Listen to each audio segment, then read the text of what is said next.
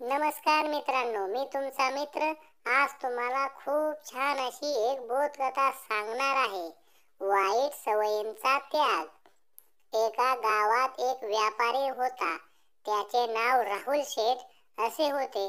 राहुल शेठ जितका व्यवहारी, विनम्र, मनमिळाऊ होता, तितकाच त्याचा मुलगा रमेश हा उद्धट आणि गर्विष्ठ होता. रमेशने चांगले वागावे, चांगले राहावे म्हणून राहुल शेठने रमेशला सुधारण्याचे अनेक प्रयत्न केले, परंतु सर्व प्रयत्न निष्फळ ठरले. एकदा ही गोष्ट राहुल शेठने मित्र विजय कुमारला सांगितली. मित्र विजय कुमार म्हणाला, त्याला माझ्याकडे काही दिवस राहण्यासाठी पाठवून दे. मी तुझ्या मुलाला ठिकाण्यावर आणून दाखवेन. मग राहुल शेठ आपल्या रमेशला मित्र विजय कुमारच्या घरी राहण्यास पाठवले. राहुल शेठचा मित्र विजय कुमारने त्याला अतिशय चांगली वागणूक दिली. एकदा विजय कुमार रमेशला बागेत फिरावयास घेऊन गेला असता 1 फूट उंचीचे रोप त्याला उपटण्यास सांगितले. रमेशने ते सहजच उपटले.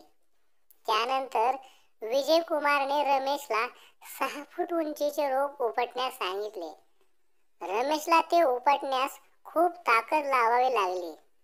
शेवटी ते एका उंच वृक्षाजवळ आले व विजय कुमारने रमेशला तो वृक्ष उपटण्यास सांगितला. रमेशने ते शक्य नसल्याचे सांगितले. त्यावेळी विजय कुमारने रमेशला उपदेश केला. तो म्हणाला असा की आपण एखादे वाईट कामाला सुरुवात करत असतो तेव्हा त्यापासून दूर जाणे शक्य असते, पण मात्र त्या कामात जर आपण खोलवर गुंतून गेलो की आपल्याला त्यापासून सुटका करणे अशक्य होते. वाईट सवयी किंवा वाईट वर्तनाचे सुद्धा असेच आहे. जोपर्यंत सहज शक्य आहे तोपर्यंत वाईट वर्तन किंवा सवय सोडलेली चांगली असते.